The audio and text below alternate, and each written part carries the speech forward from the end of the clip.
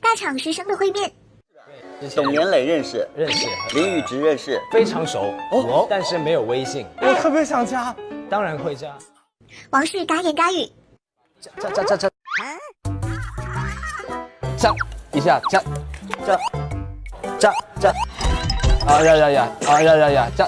加。拜托了冰箱一直是由何炅和王嘉尔来主演的，在中间王嘉尔有过一段时间的离开，近期王嘉尔回归节目也引发了大家的关注，我们一起来盘点一下吧。嘉尔暗戳戳吃醋，其他组合能比得上？为何组合你怎么评价？没有。